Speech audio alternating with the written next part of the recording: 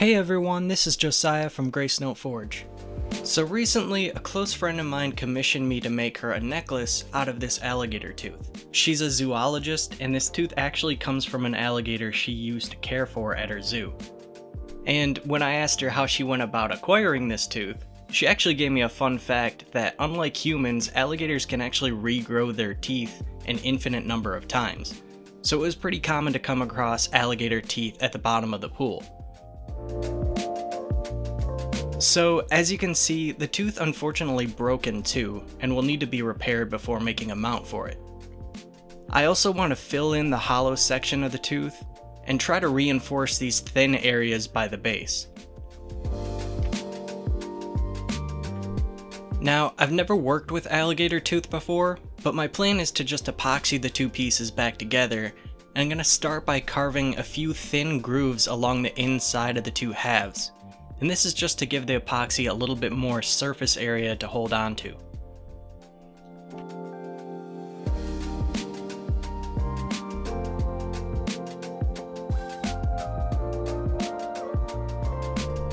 Then, using a highly specialized tooth cleaning device, I'm going to clean off any dust and grease before epoxying the two halves together.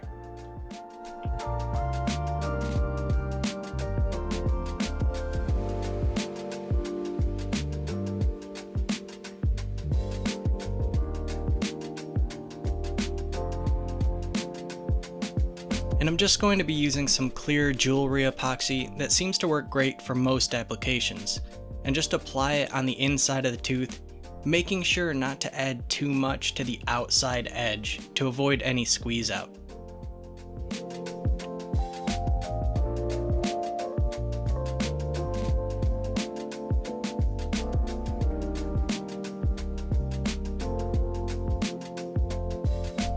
After making sure that both halves were lined up correctly, I ended up using some electrical tape to stretch around the tooth and hold it in place while the epoxy set.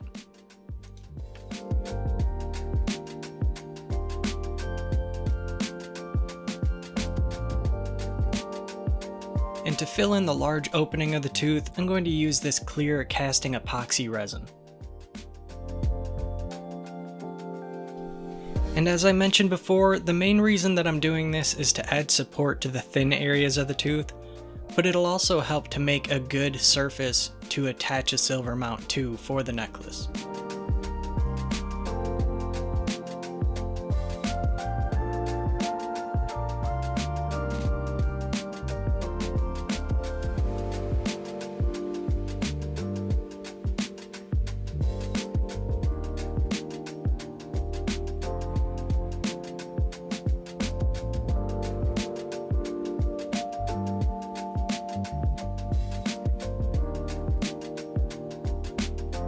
After leaving the resin to set for several days, it's now fully hardened and ready to shape with files. Now at this point, you could certainly just polish up the resin to make it clear, and that would look really interesting. But my plan is to lost wax cast a decorative sterling silver mount to attach to it. And just so you guys know, I am wearing a respirator off camera. You really don't want to be breathing any of this dust in. And at this point, my plan is to leave a little extra resin sticking out of the base of the tooth. And the reason for this is because I want as much of the tooth exposed as I can when the mount is attached. I'm also making sure to file in a taper here at the end, and this is because I'm going to be adding wax around this area, and the taper should help to keep the wax from getting stuck. You can see from this side view that if I were to just leave the end flaring outward, it would make it really difficult to remove the wax model after carving.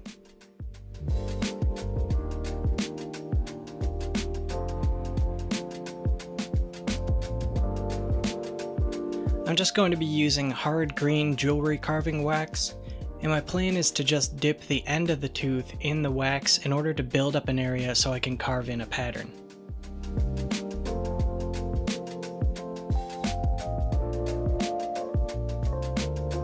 So the idea for the design is that I want to have an alligator skin texture around the mount.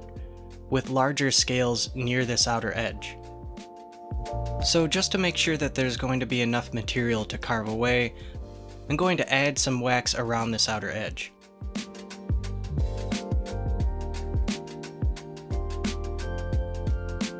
And just in case you're wondering, this is an old wood burning tool that I'm using with an adjustable power supply that seems to work great for laying down larger amounts of wax.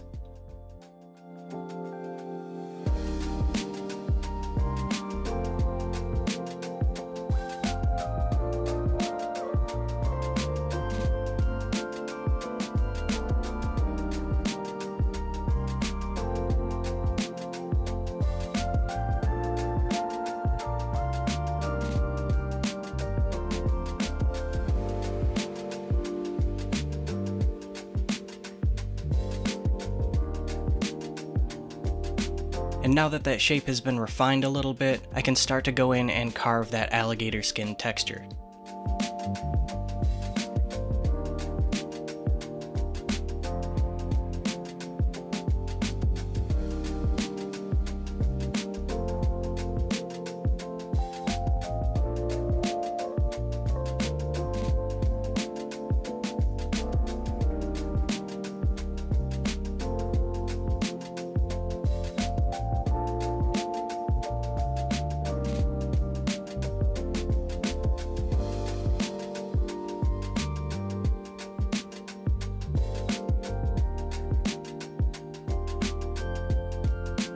And at this point, I'm just using a few images of alligator skin as a reference and scratching in the pattern that I want, trying to keep the larger scales near the top of the mount.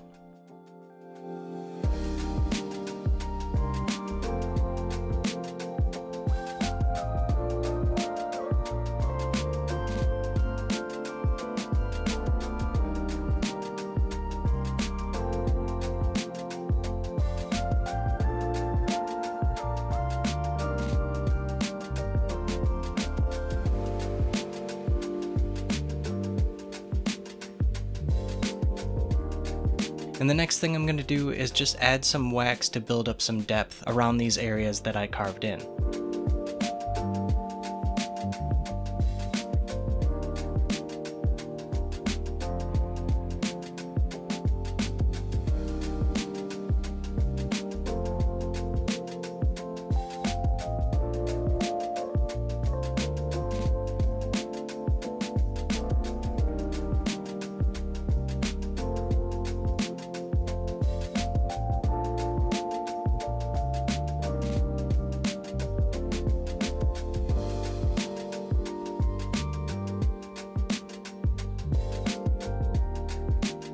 Next, I went in with a rounded wax carving burr and just carved away a little bit on either side of the larger scales. This created a ridge down the center and makes it look a little bit more like an alligator scale.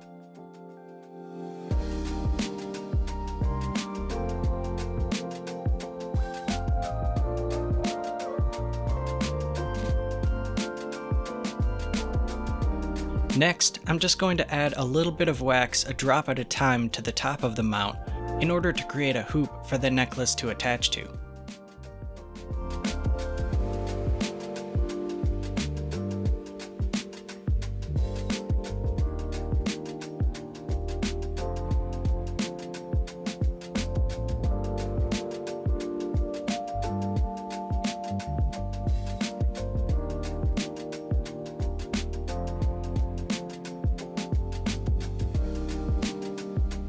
And once I have the basic shape, I can use some wax carving burrs to refine it and blend it into the top of the mount.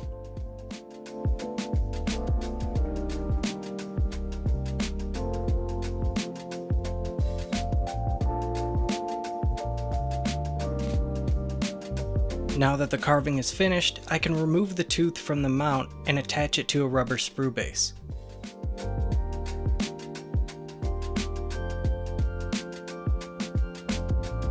I'm taking added care to attach the sprues to the tip of the hoop and the top flat section of the mount.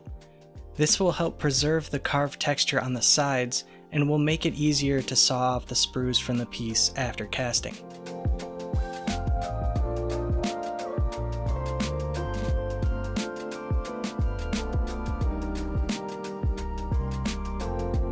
Investment is then mixed and poured into the metal flask surrounding the wax model.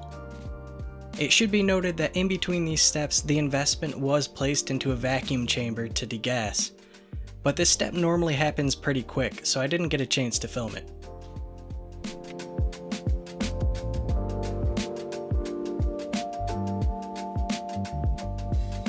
The flask was then placed into a burnout oven for an 8-hour burnout cycle, and once the flask reached casting temperature of around 1000 degrees Fahrenheit, the sterling silver could then be cast.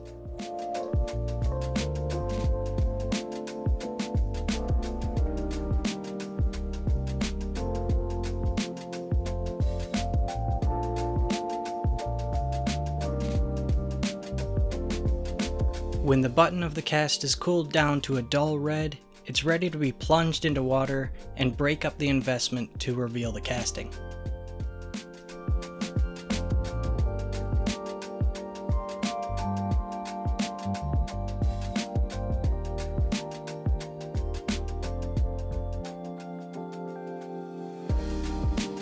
After cleaning off some of the remaining investment, you can see that there's a thin layer of fire scale left on the cast.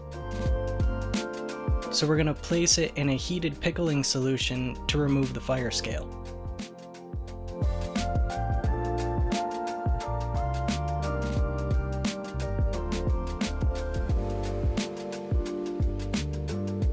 Now the sprues and button of the cast can be removed from the model using a fine jeweler saw. And the areas of the cast that connected to the sprue can be cleaned up using some files.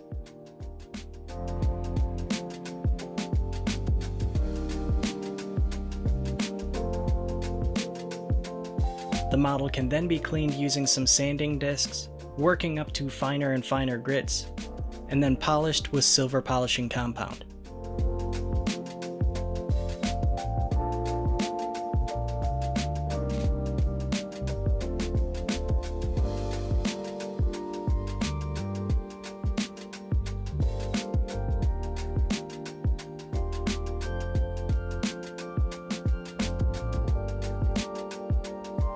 It's then placed into an ultrasonic cleaner to remove any of the remaining polishing compound.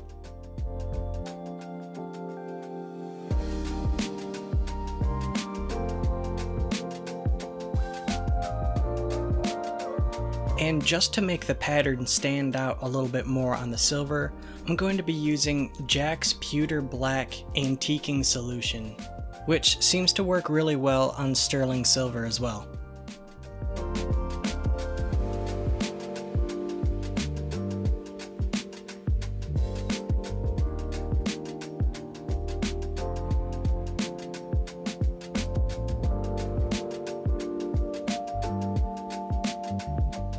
Then using a small strip of leather with just a little bit of polishing compound rubbed on, I can start to polish up the high areas and really make that pattern stand out.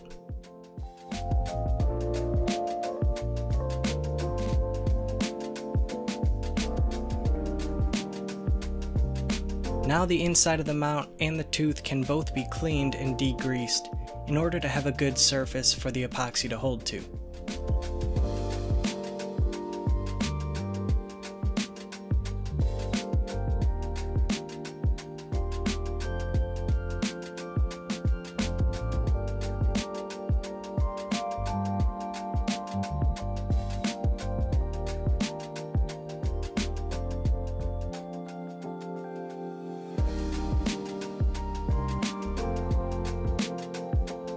And here's the final result. Let me know what you think, and as always, thanks for watching.